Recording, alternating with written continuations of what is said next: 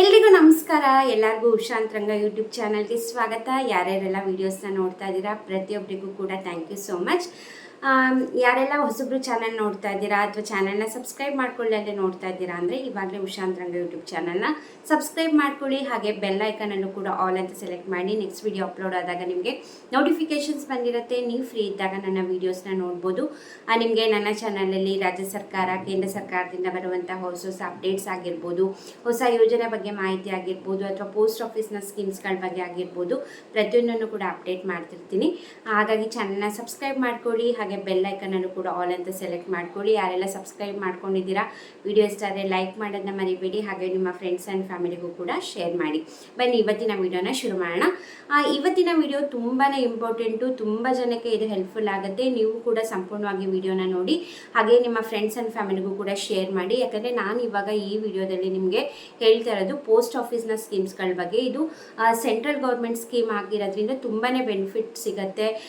ಮಹಿಳೆಯರಿಗಾಗಿರ್ಬೋದು, ಅಥವಾ ಇದು short term investment ಮಾಡೋರ್ಗಾಗಿರ್ಬೋದು, ಅಥವಾ ನಿಮಗೆ ಜಾಸ್ತಿ ಅಮೌಂಟ್ ಲಾಂಗ್ ಟರ್ಮ್ ಇನ್ವೆಸ್ಟ್ಮೆಂಟ್ ಮಾಡಬೇಕು, ಜಾಸ್ತಿ ರಿಟರ್ನ್ ಅಮೌಂಟ್ ಬರಬೇಕು ಅಂತಿರೋರ್ಗಾಗಿರ್ಬೋದು, ಅಥವಾ ಹೆಣ್ಮಕ್ಳಿಗಾಗಿರ್ಬೋದು, ಅಥವಾ ಸೀನಿಯರ್ ಸಿಟಿಸನ್ಸಿಗಾಗಿರ್ಬೋದು, ಅಥವಾ ಗಂಡು ಮಕ್ಕಳಿಗೂ ಕೂಡ ಯೋಜನೆ ಸ್ಕೀಮ್ಸ್ಗಳಿದೆ. ಇದ್ರ ಬಗ್ಗೆ ಎಲ್ಲ ತಿಳಿಸ್ತೀನಿ.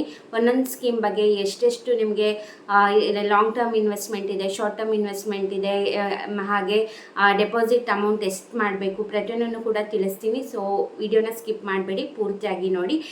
ಹಾಗೆ ಸ್ಟಾರ್ಟಿಂಗಲ್ಲೇ ಹೇಳ್ತಾ ಇದ್ದೀನಿ, ಇದು ಏನು ಇವಾಗ ಪೋಸ್ಟ್ ಆಫೀಸ್ನ ಸ್ಕೀಮ್ಸ್ ನಾನು ನಿಮಗೆ ಹೇಳ್ತಾ ಇದ್ದೀನಿ, ಇದಕ್ಕೆ ರೇಟ್ ಆಫ್ ಇಂಟ್ರೆಸ್ಟ್ ಬಂದು ಚೇಂಜ್ ಆಗ್ತಾ ಇರುತ್ತೆ. ಯಾವಾಗಲೂ ಕೂಡ ಒಂದೇ ಇರೋದಿಲ್ಲ. ಇದು ಸೆಂಟ್ರಲ್ ಗೌರ್ಮೆಂಟ್ ಸ್ಕೀಮ್ಸ್ ಬರೋದ್ರಿಂದ ನಿಮಗೆ 3 ತಿಂಗಳಿಗೆ ಒಂದ್ಸತಿ ರೇಟ್ ಆಫ್ ಇಂಟ್ರೆಸ್ಟ್ ಚೇಂಜ್ ಆಗ್ತಾನೆ ಇರುತ್ತೆ. ಅದು ಚೇಂಜ್ ಆದರೂ ಆಗ್ಬೋದು ಅಥವಾ ಆಗ್ದಲೇನೂ ಇರ್ಬೋದು, ಹೇಳೋಕ್ಕಾಗೋದಿಲ್ಲ. ಸೊ ಹಾಗಾಗಿ ಇವಾಗ ನಾನು ನಿಮಗೆ ರೇಟ್ ಆಫ್ ಇಂಟ್ರೆಸ್ಟ್ ನಿಮಗೆ ಹೇಳ್ತಿರೋದು ಮಾರ್ಚ್ 31 ಇರುತ್ತೆ. ಮತ್ತು ಏಪ್ರಿಲಿಂದ ಚೇಂಜ್ ಆದರೂ ಕೂಡ ಆಗ್ಬೋದು, ಅಥವಾ ಸೇಮಾಗಿ ಕಂಟಿನ್ಯೂ ಆದರೂ ಆಗ್ಬೋದು. ಸೊ ಹಾಗಾಗಿ ರೇಟ್ ಆಫ್ ಇಂಟ್ರೆಸ್ಟ್ ನಿಮಗೆ ಸ್ವಲ್ಪ ಜಾಸ್ತಿ ಕಡಿಮೆ ಆಗುವಂತಹ ಚಾನ್ಸಸ್ ಇರುತ್ತೆ. ಬನ್ನಿ ಒನ್ ಬೈ ಒನ್ ನೋಡ್ಕೊತ ಹೋಗೋಣ. ಯಾವ್ಯಾವ ಸ್ಕೀಮಲ್ಲಿ ನಿಮಗೆ ಏನೇನು ಬೆನಿಫಿಟ್ ಇದೆ, ನಿಮಗೆ ಯಾವ ಸ್ಕೀಮ್ ಸೂಟ್ ಆಗುತ್ತೆ ಅಂತ ನೀವು ಇದರಲ್ಲೇ ಕಂಡುಹಿಡ್ಕೋಬೋದು. ಮೊದಲನೇದಾಗಿ ನಿಮಗೆ ತಿಳಿಸ್ತಿರೋ ಅಕೌಂಟ್ ಬಂದು TD ಅಕೌಂಟ್, ಅಂದರೆ ಟೈಮ್ ಡೆಪಾಸಿಟ್ ಅಕೌಂಟ್ ಅಂತ.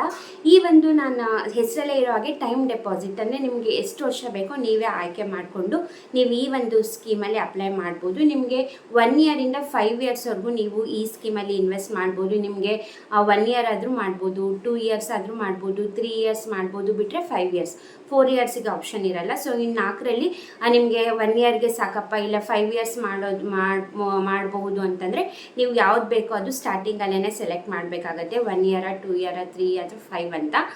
ಸೊ ಈ ಒಂದು ಸ್ಕೀಮಲ್ಲಿ ನೀವು ಮಿನಿಮಮ್ 1000 ಆದರೂ ನೀವು ಇನ್ವೆಸ್ಟ್ ಮಾಡಬೇಕಾಗುತ್ತೆ. ಮ್ಯಾಕ್ಸಿಮಮ್ ಎಷ್ಟು ಮಾಡ್ಬೋದು ಅಂದರೆ ನಿಮಗೆ ಲಿಮಿಟ್ ಇಲ್ಲ, ನೀವು ಮ್ಯಾಕ್ಸಿಮಮ್ ಎಷ್ಟು ಬೇಕಾದ್ರೂ ಕೂಡ ಇನ್ವೆಸ್ಟ್ ಮಾಡ್ಬೋದು.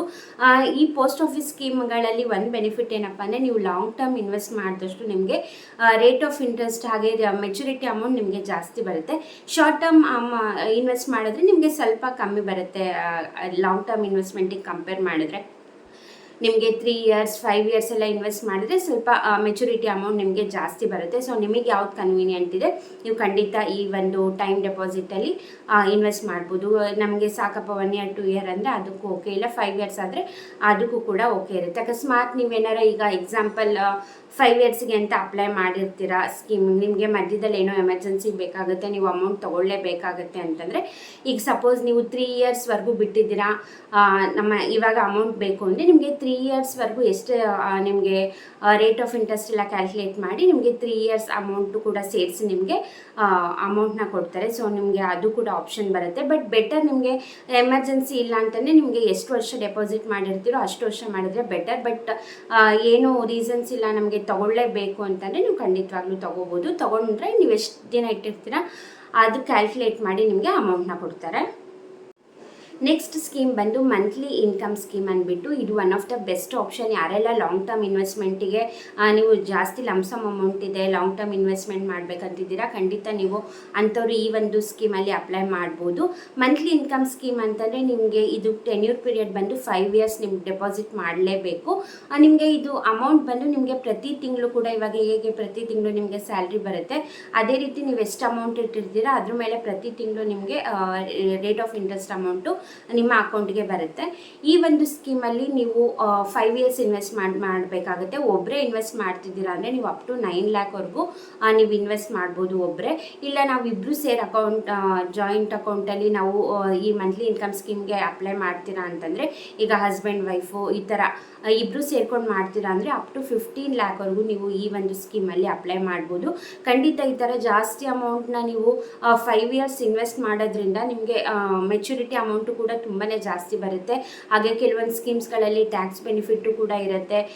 ಮಂತ್ಲಿ ಸ್ಕೀಮ್ ಆಗಿರೋದ್ರಿಂದ ನಿಮಗೆ ಪ್ರತಿ ತಿಂಗಳು ರೇಟ್ ಆಫ್ ಇಂಟ್ರೆಸ್ಟ್ ಎಷ್ಟಿರುತ್ತೆ ಡಿಪೆಂಡ್ ಆಗಿ ಅಮೌಂಟ್ ಬರೋದ್ರಿಂದ ಮಂತ್ಲಿ ನಿಮಗೆ ಎಕ್ಸ್ಪೆನ್ಸಸ್ಸಿಗೂ ಕೂಡ ಏನು ತೊಂದರೆ ಆಗೋದಿಲ್ಲ.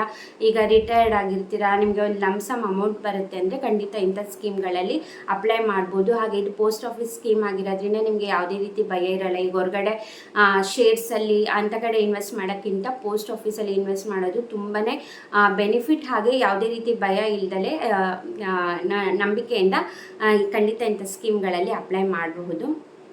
ನೆಕ್ಸ್ಟ್ ಅಮೌಂಟ್ ಬಂದು ಸೀನಿಯರ್ ಸಿಟಿಸನ್ ಸೇವಿಂಗ್ ಸ್ಕೀಮ್ ಅಂತ ಹೆಸರಲ್ಲೇ ಇರೋಂಗೆ ಸೀನಿಯರ್ ಸಿಟಿಸನ್ ಅಂದರೆ 60 ವರ್ಷಕ್ಕಿಂತ ಮೇಲ್ಪಟ್ಟಿರೋರು ಈ ಸ್ಕೀಮಲ್ಲಿ ಅಪ್ಲೈ ಮಾಡ್ಬೋದು. ಬೇರೆದಕ್ಕೆಲ್ಲದು ಕಂಪೇರ್ ಮಾಡಿದ್ರೆ ನಿಮಗೆ ಈ ಸೀನಿಯರ್ ಸಿಟಿಸನ್ ಸೇವಿಂಗ್ ಸ್ಕೀಮಲ್ಲಿ ರೇಟ್ ಆಫ್ ಇಂಟ್ರೆಸ್ಟ್ ಜಾಸ್ತಿ ಇರುತ್ತೆ. ಹಾಗೆ 60 ಆ್ಯಂಡ್ ಎಬವ್ ಅವರು ಅಪ್ಲೈ ಮಾಡ್ಬೋದು. ನಿಮಗೆ ಇದಕ್ಕೆ ಲಾಂಗ್ ಟರ್ಮ್ ಇನ್ವೆಸ್ಟ್ಮೆಂಟ್ ಅಂದರೆ ನೀವು 5 ಇಯರ್ಸ್ ಇನ್ವೆಸ್ಟ್ ಮಾಡಬೇಕಾಗತ್ತೆ. ಹಾಗೆ ಇದಕ್ಕೆ ಬೆನಿಫಿಟ್ ಏನಪ್ಪ ಅಂದರೆ 3 ತಿಂಗಳಿಗೆ ಒಂದ್ಸತಿ ನಿಮಗೆ ಇಂಟ್ರೆಸ್ಟ್ ಅಮೌಂಟ್ ಬರುತ್ತೆ. ಈಗ ಎಕ್ಸಾಂಪಲ್ ನೀವು ಒಂದು 10 ಲಕ್ಷ ಇನ್ವೆಸ್ಟ್ ಮಾಡಿದ್ದೀರಾ ಅಂತಂದರೆ 3 ತಿಂಗಳಿಗೆ ಒಂದ್ಸತಿ ಇಂಟ್ರೆಸ್ಟ್ ಅಮೌಂಟ್ ನಿಮ್ಮ ಅಕೌಂಟಿಗೆ ಬರುತ್ತೆ. ಈ ಒಂದು ಸ್ಕೀಮಲ್ಲಿ ಮಿನಿಮಮ್ 1,000ದಿಂದ ಮ್ಯಾಕ್ಸಿಮಮ್ 30 ಲಕ್ಷದವರೆಗೂ ಕೂಡ ಇನ್ವೆಸ್ಟ್ ಮಾಡ್ಬೋದು. 3 ತಿಂಗಳಿಗೆ ಒಂದ್ಸತಿ ರೇಟ್ ಆಫ್ ಇಂಟ್ರೆಸ್ಟ್ ಬರುತ್ತೆ. ಬೇರೆದಕ್ಕೆ ಕಂಪೇರ್ ಮಾಡಿದರೆ ಜಾಸ್ತಿನೇ ಬರುತ್ತೆ. ಹಾಗೆ ಇದರಲ್ಲಿ ಟ್ಯಾಕ್ಸ್ ಎಕ್ಸಂಪ್ಷನ್ಸ್ ಕೂಡ ಇರುತ್ತೆ ಕೆಲವೊಂದು ಇದರಲ್ಲಿ. ಅಂದರೆ ನಿಮಗೆ ಮೆಚುರಿಟಿ ಅಮೌಂಟ್ ಏನು ಬರುತ್ತೆ ನಿಮ್ಗೆ ಅದು ಪೂರ್ತಿ ನಿಮಗೆ ಸಿಗುತ್ತೆ, ಯಾವುದೇ ರೀತಿ ಟ್ಯಾಕ್ಸ್ ಕಟ್ಟಾಗಲ್ಲ. ಹಾಗಾಗಿ ಹೇಳೋದು, ನೀವು ಬೇರೆ ಕಡೆ ಎಲ್ಲ ಇನ್ವೆಸ್ಟ್ ಮಾಡೋದಕ್ಕಿಂತ ಈ ಪೋಸ್ಟ್ ಆಫೀಸ್ ಸ್ಕೀಮ್ಗಳಲ್ಲಿ ಇನ್ವೆಸ್ಟ್ ಮಾಡಿದ್ರೆ ನಿಮಗೆ ಬೆನಿಫಿಟ್ ಜಾಸ್ತಿ ಅಂತಲೇ ಹೇಳ್ಬೋದು.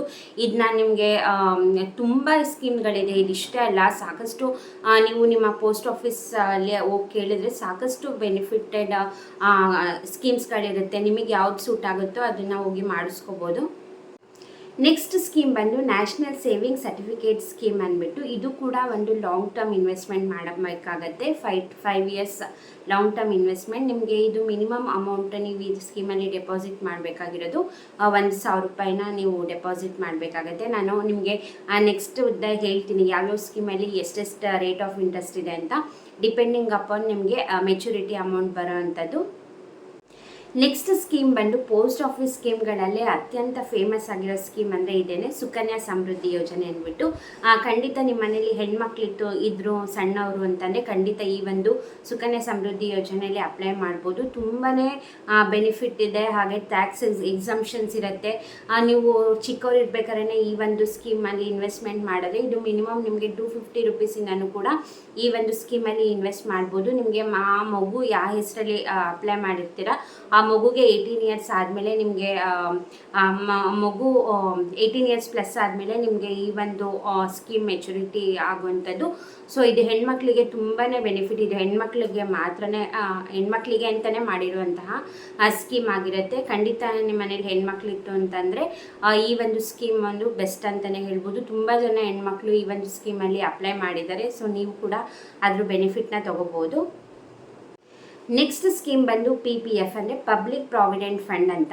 ಈ ಒಂದು ಸ್ಕೀಮು ಜಾಸ್ತಿ ನೀವು ನಿಮಗೆ ಏನಾರ ಗಂಡು ಮಕ್ಕಳು ಇದ್ರು ಅಂತಂದರೆ ಅವ್ರ ಹೆಸರಲ್ಲಿ ಈ ಒಂದು ಸ್ಕೀಮ್ಗೆ ಅಪ್ಲೈ ಮಾಡ್ಬೋದು. ಯಾಕಂದರೆ ಹೆಣ್ಮಕ್ಳಿಗೆ ಆಲ್ರೆಡಿ ಸುಕನ್ಯಾ ಸಮೃದ್ಧಿ ಯೋಜನೆ ಇದೆ. ಸೊ ನಿಮಗೆ ಗಂಡು ಮಕ್ಕಳಿಗೆ ಆಪ್ಷನ್ ಬೇಕು ಯಾವ್ದು ಬೆಸ್ಟ್ ಇನ್ವೆಸ್ಟ್ಮೆಂಟ್ ಅಂದರೆ ಖಂಡಿತವಾಗ್ಲೂ ಈ ಪಬ್ಲಿಕ್ ಪ್ರಾವಿಡೆಂಟ್ ಫಂಡ್ ಸ್ಕೀಮಲ್ಲಿ ಅಪ್ಲೈ ಮಾಡ್ಬೋದು. ಈ ಒಂದು ಸ್ಕೀಮಲ್ಲಿ ಏನಪ್ಪ ಅಂತಂದರೆ ನಿಮಗೆ ಮಿನಿಮಮ್ 500 ರೂಪಾಯಿಂದ ಮ್ಯಾಕ್ಸಿಮಮ್ 1.5 ಲಕ್ಷದವರೆಗೂ ಕೂಡ ನೀವು ಡೆಪಾಸಿಟ್ ಮಾಡ್ಬೋದು ಒಂದು ವರ್ಷಕ್ಕೆ. ಈ ಒಂದು ಪಬ್ಲಿಕ್ ಪ್ರಾವಿಡೆಂಟ್ ಫಂಡ್ ನಿಮ್ಮ ಗಂಡು ಮಗು ಇತ್ತು ಅಂತಂದರೆ ಆ ಮಗು ಹೆಸರಲ್ಲಿ ನೀವು ಇನ್ವೆಸ್ಟ್ ಮಾಡಿದ್ದೀರಾ ಅಂದರೆ ಆ ಮಗುಗೆ 18+ ಇಯರ್ಸ್ ಆದಮೇಲೆ ಈ ಒಂದು ಅಮೌಂಟ್ ಮೆಚುರಿಟಿ ಆಗುವಂಥದ್ದು. ಖಂಡಿತ ನಿಮ್ಮ ಮನೇಲಿ ಗಂಡು ಮಕ್ಕಳಿದ್ರೆ ನಿಮಗೆ ಖಂಡಿತ ಈ scheme one of the best ಅಂತಲೇ ಹೇಳ್ಬೋದು. ಮಿನಿಮಮ್ 500 ರೂಪಾಯಿಂದ ಮ್ಯಾಕ್ಸಿಮಮ್ 1.5 ಲಕ್ಷದವರೆಗೂ ನೀವು ಒಂದು ವರ್ಷಕ್ಕೆ ಎಷ್ಟು ಬೇಕಾರ 1.5 ಲಕ್ಷದವರೆಗೂ ನೀವು ಈ ಸ್ಕೀಮಲ್ಲಿ ಅಪ್ಲೈ ಮಾಡ್ಬೋದು. ಅವರಿಗೆ 18 ಇಯರ್ಸ್ ಪ್ಲಸ್ ಆದಮೇಲೆ ನಿಮಗೆ ಅಲ್ಲಿವರೆಗೂ ಪೇರೆಂಟ್ಸ್ ಹೆಸರಲ್ಲಿ ನೀವು ಟ್ರಾನ್ಸಾಕ್ಷನ್ಗಳನ್ನ ಮಾಡ್ಬೋದು. ಆಮೇಲೆ ಮಗು ಹೆಸರಿಗೆ ಅದು ಚೇಂಜ್ ಆಗುತ್ತೆ. ಹಾಗೆ ಮೆಚುರಿಟಿ ಅಮೌಂಟ್ ಕೂಡ 18+ ಇಯರ್ಸ್ ಆದಮೇಲೆ ಮೆಚುರಿಟಿ ಅಮೌಂಟ್ ಬರೋ ಅಂಥದ್ದು. ಸೊ ಈ ಥರ ಸಾಕಷ್ಟು ಬೆನಿಫಿಟ್ಗಳಿದೆ. ನಿಮಗೆ ಇನ್ನೂ ಈ ಥರ ಸ್ಕೀಮ್ ಬಗ್ಗೆ ಮಾಹಿತಿ ಬೇಕಂದರೆ ನನಗೆ ಕಮೆಂಟ್ ಸೆಕ್ಷನಲ್ಲಿ ತಿಳಿಸಿ. ಇನ್ನೂ ಡೀಟೇಲ್ ಆಗಿ ನಾನು ನಿಮಗೆ ಪ್ರತಿಯೊಂದು ಸ್ಕೀಮ್ಗಳಲ್ಲೂ ಕೂಡ ನಿಮಗೆ ಎಷ್ಟು ಅಮೌಂಟ್ ಇನ್ವೆಸ್ಟ್ಮೆಂಟ್ ಮಾಡಿದ್ರೆ ನಿಮಗೆ ಮೆಚುರಿಟಿ ಆದಾಗ ಎಷ್ಟು ಅಮೌಂಟ್ ಬರುತ್ತೆ ಪ್ರತಿಯೊಂದನ್ನು ಕೂಡ ನಾನು ಇನ್ನೂ ಡೀಟೇಲ್ ಆಗಿ ವಿಡಿಯೋ ಮಾಡ್ತೀನಿ. ನಿಮಗೆ ಇಂಟ್ರೆಸ್ಟ್ ಇತ್ತು ಅಂದರೆ ಕಮೆಂಟ್ ಸೆಕ್ಷನಲ್ಲಿ ತಿಳಿಸಿ. ನಾನು ಖಂಡಿತ ಮುಂದೆ ಬರುವ ವೀಡಿಯೋಸಲ್ಲಿ ಮಾಡ್ತೀನಿ. ಇವಾಗ ಅಟ್ ಪ್ರೆಸೆಂಟ್ ಯಾವ್ಯಾವ ಸ್ಕೀಮ್ದು ಎಷ್ಟು ರೇಟ್ ಆಫ್ ಇಂಟ್ರೆಸ್ಟ್ ಇದೆ ಅಂತ ಹೇಳ್ತೀನಿ. ಹಾಗೆ ನಾನು ಆಗಲೇ ಹೇಳ್ದಂಗೆ ಇದು ಸೆಂಟ್ರಲ್ ಗೌರ್ಮೆಂಟ್ ಅದರಲ್ಲಿ ಬರೋದ್ರಿಂದ 3 ತಿಂಗಳಿಗೂ ಕೂಡ ಚೇಂಜ್ ಆಗ್ತಾ ಇರುತ್ತೆ. ಚೇಂಜ್ ಅಂದರೆ ಚೇಂಜ್ ಆಗೇ ಆಗುತ್ತೆ ಅಂತಲ್ಲ, ಕೆಲವೊಂದು ಹಾಗೆ ಕಂಟಿನ್ಯೂ ಆಗುತ್ತೆ, ಕೆಲವೊಂದು ಕಡಿಮೆನೂ ಆಗುತ್ತೆ ಅಥವಾ ಜಾಸ್ತಿನೂ ಆಗುತ್ತೆ, ಹೇಳೋಕ್ಕಾಗಲ್ಲ. ಬಟ್ ಇವಾಗ ಈ ಒಂದು 3 ಮಂತ್ಸ್ ಯಾವ್ಯಾವುದು ಸ್ಕೀಮಲ್ಲಿ ಯಾವ್ಯಾವ ಇಂಟ್ರೆಸ್ಟ್ ಇದೆ, ರೇಟ್ ಆಫ್ ಇಂಟ್ರೆಸ್ಟ್ ಅಂತ ನಾನು ನಿಮಗೆ ತಿಳಿಸ್ತೀನಿ ಬನ್ನಿ. ಈಗ ಒಂದೊಂದೇ ಸ್ಕೀಮ್ದು ರೇಟ್ ಆಫ್ ಇಂಟ್ರೆಸ್ಟ್ ಎಷ್ಟಿದೆ ಅಂತ ನಾನು ತಿಳಿಸ್ತೀನಿ. ಹಾಗೆ ಇದು 31 ಮಾರ್ಚ್ವರೆಗೂ ಈ ಒಂದು ರೇಟ್ ಆಫ್ ಇಂಟ್ರೆಸ್ಟ್ ಅಪ್ಲೈ ಆಗೋದು. ನಿಮಗೆ ನೆಕ್ಸ್ಟ್ ಏಪ್ರಿಲ್ 1 ಇದೇನಾದರೂ ಕಂಟಿನ್ಯೂ ಆಗ್ಬೋದಿಲ್ಲ, ಸ್ವಲ್ಪ ಚೇಂಜಸ್ ಆಗುವಂಥ ಚಾನ್ಸಸ್ ಕೂಡ ಇರುತ್ತೆ. ಬನ್ನಿ ಶುರು ಮಾಡೋಣ. ಮೊದಲನೇದಾಗಿ ಸೀನಿಯರ್ ಸಿಟಿಸನ್ ಸೇವಿಂಗ್ ಸ್ಕೀಮ್. ಈ ಒಂದು ಸ್ಕೀಮ್ಗೆ ನಿಮಗೆ at present rate of interest ಇರೋದು 8.2% ಇರುತ್ತೆ ರೇಟ್ ಆಫ್ ಇಂಟ್ರೆಸ್ಟು. ಹಾಗೆ ಸುಕನ್ಯಾ ಸಮೃದ್ಧಿ ಯೋಜನೆದು ಕೂಡ ಅಷ್ಟೇ ಸೇಮ್ 8.2% ರೇಟ್ ಆಫ್ ಇಂಟ್ರೆಸ್ಟ್ ಇರುತ್ತೆ. ನಾನು ಆಗಲೇ ಹೇಳ್ದಂಗೆ ಸೀನಿಯರ್ ಸಿಟಿಸನ್ದಾಗಿರ್ಬೋದು ಅಥವಾ ಸುಕನ್ಯಾ ಸಮೃದ್ಧಿ ಯೋಜನೆ ಆಗಿರ್ಬೋದು, ಇದೇ ಜಾಸ್ತಿ ರೇಟ್ ಆಫ್ ಇಂಟ್ರೆಸ್ಟ್ ಬೇರೆ ಸ್ಕೀಮ್ಗಳಿಗೆ ಕಂಪೇರ್ ಮಾಡಿದ್ರೆ ನಿಮಗೆ ಈ ಸೀನಿಯರ್ ಸಿಟಿಸನ್ ಹಾಗೆ ಸುಕನ್ಯಾ ಸಮೃದ್ಧಿ ಯೋಜನೆ ಸ್ಕೀಮ್ದು ರೇಟ್ ಆಫ್ ಇಂಟ್ರೆಸ್ಟ್ ಜಾಸ್ತಿ ಇದೆ. ಎರಡು ಕೂಡ ಸೇಮ್ ಇದೆ, 8.2%. ಹಾಗೆ ನ್ಯಾಷನಲ್ ಸೇವಿಂಗ್ ಸರ್ಟಿಫಿಕೇಟ್ ಸ್ಕೀಮ್ದು ನಿಮಗೆ ರೇಟ್ ಆಫ್ ಇಂಟ್ರೆಸ್ಟ್ ಬಂದು 7.7% ರೇಟ್ ಆಫ್ ಇಂಟ್ರೆಸ್ಟ್ ಇದೆ. ಹಾಗೆ ಕಿಸಾನ್ ವಿಕಾಸ್ ಪತ್ರ ಅಂತ ಒಂದು ಸ್ಕೀಮ್ ಇದೆ. ಆ ಒಂದು ಸ್ಕೀಮಲ್ಲಿ ನಿಮಗೆ ರೇಟ್ ಆಫ್ ಇಂಟ್ರೆಸ್ಟ್ ಬಂದು 7.5% ರೇಟ್ ಆಫ್ ಇಂಟ್ರೆಸ್ಟ್ ಬರುತ್ತೆ. ನೆಕ್ಸ್ಟು ನಿಮಗೆ TD ಅಂದರೆ ಟೈಮ್ ಡೆಪಾಸಿಟ್ 5 ಇಯರ್ಸ್ ಇನ್ವೆಸ್ಟ್ಮೆಂಟ್ ಇದೆಯಲ್ಲ, ಈ ಒಂದು ಸ್ಕೀಮಲ್ಲಿ ನಿಮಗೆ ರೇಟ್ ಆಫ್ ಇಂಟ್ರೆಸ್ಟ್ ಬಂದು 7.5% ರೇಟ್ ಆಫ್ ಇಂಟ್ರೆಸ್ಟ್ ಇದೆ. ನೆಕ್ಸ್ಟ್ ನಿಮಗೆ ಮಂತ್ಲಿ ಇನ್ಕಮ್ ಸ್ಕೀಮ್, ಈ ಒಂದು ಸ್ಕೀಮ್ದು ನಿಮಗೆ ರೇಟ್ ಆಫ್ ಇಂಟ್ರೆಸ್ಟ್ ಬಂದು 7.4% ರೇಟ್ ಆಫ್ ಇಂಟ್ರೆಸ್ಟ್ ಬರುತ್ತೆ. ನೆಕ್ಸ್ಟು PPF ಅಂದರೆ ಪಬ್ಲಿಕ್ ಪ್ರಾವಿಡೆಂಟ್ ಫಂಡ್. ಈ ಒಂದು ಸ್ಕೀಮಲ್ಲಿ ನಿಮಗೆ ರೇಟ್ ಆಫ್ ಇಂಟ್ರೆಸ್ಟ್ ಬಂದು 7.1% ರೇಟ್ ಆಫ್ ಇಂಟ್ರೆಸ್ಟ್ ಇದೆ. ನೆಕ್ಸ್ಟ್ ಸ್ಕೀಮ್ ಬಂದು TD ಅಂದರೆ ಟೈಮ್ ಡೆಪಾಸಿಟ್. ನಾನು ಆಗಲೇ ಹೇಳ್ದಂಗೆ ನೀವು 5 ಇಯರ್ಸಿಗೆ ಕೂಡ ಇನ್ವೆಸ್ಟ್ ಮಾಡ್ಬೋದು. ನೀವೇನಾದ್ರು TD ಅಂದರೆ ಟೈಮ್ ಡೆಪಾಸಿಟ್ ಅಕೌಂಟಲ್ಲಿ ನೀವೇನಾದ್ರು 5 ಇಯರ್ಸ್ ಇನ್ವೆಸ್ಟ್ ಮಾಡಿದ್ದೀರಾ ಅಂದರೆ ನಿಮಗೆ ರೇಟ್ ಆಫ್ ಇಂಟ್ರೆಸ್ಟ್ ಬಂದು 7.5% ರೇಟ್ ಆಫ್ ಇಂಟ್ರೆಸ್ಟ್ ಇರುತ್ತೆ. ಅದೇ ಏನಾದರೂ ನೀವು 3 ಇಯರ್ಸಿಗೆ ಸೆಲೆಕ್ಟ್ ಮಾಡಿಕೊಂಡು ನೀವು ಡೆಪಾಸಿಟ್ ಮಾಡಿದ್ದೀರಾ ಅಂತಂದರೆ ನಿಮಗೆ ರೇಟ್ ಆಫ್ ಇಂಟ್ರೆಸ್ಟ್ ಬಂದು 7.1% ರೇಟ್ ಆಫ್ ಇಂಟ್ರೆಸ್ಟ್ ಇರುತ್ತೆ.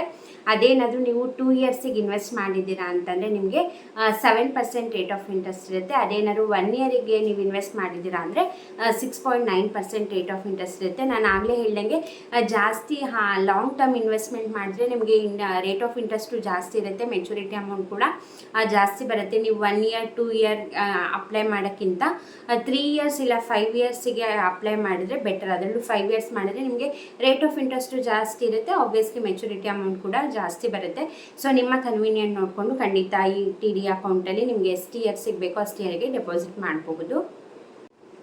ನೆಕ್ಸ್ಟ್ ನಿಮಗೆ ಪೋಸ್ಟ್ ಆಫೀಸ್ ಸ್ಕೀಮಲ್ಲಿ RD ಕೂಡ ಓಪನ್ ಮಾಡ್ಬೋದು. RD ಅಂದರೆ ರೆಕರಿಂಗ್ ಡೆಪಾಸಿಟ್ ಅಕೌಂಟ್ ಅಂತ.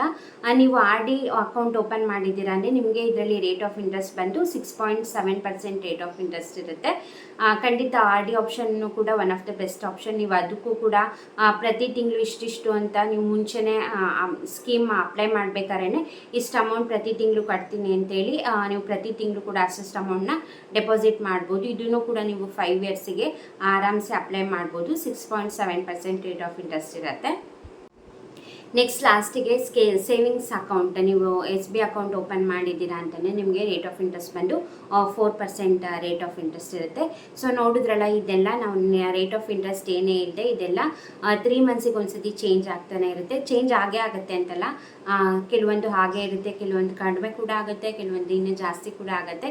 So depends upon central government, ಅಲ್ಲಿ ಏನು ಚೇಂಜ್ ಆಗುತ್ತೋ ಅದೇ ಎಲ್ಲ ಕಡೆಗೂ ಅಪ್ಲೈ ಆಗ್ಬೋದು. ಖಂಡಿತ ಇದು ಹೊರಗಡೆ ನೀವು ಬೇರೆ ಕಡೆ ಎಲ್ಲೋ ಲೋನ್ ಬ್ಯಾಂಕ್ಗಳಲ್ಲಾಗಿರ್ಬೋದು ಅಥವಾ ಬೇರೆ ಶೇರ್ಸಲ್ಲಿ ಡೆಪಾಸಿಟ್ ಮಾಡೋಕ್ಕಿಂತ ಈ ಪೋಸ್ಟ್ ಆಫೀಸ್ ಸ್ಕೀಮಲ್ಲಿ ಒಂದು ಸೆಂಟ್ರಲ್ ಗೌರ್ಮೆಂಟು, ಹಾಗೆ ರೇಟ್ ಆಫ್ ಇಂಟ್ರೆಸ್ಟ್ ಕೂಡ ಬೇರೆ ಕಡೆ ಎಲ್ಲ ಕಂಪೇರ್ ಮಾಡಿದ್ರೆ ಬೇರೆ ಕಡೆಗಿಂತ ಇಲ್ಲಿ ನೀವು ಮಾಡೋದ್ರಿಂದ ರೇಟ್ ಆಫ್ ಇಂಟ್ರೆಸ್ಟ್ ಕೂಡ ನೋಡಿ ಸೀನಿಯರ್ ಸಿಟಿಸನ್ದಾಗಿರ್ಬೋದು ಸುಕನ್ಯಾ ಸಮೃದ್ಧಿ ಯೋಜನೆ ಅದೇ ಹೈಯೆಸ್ಟ್ ಇರೋದು.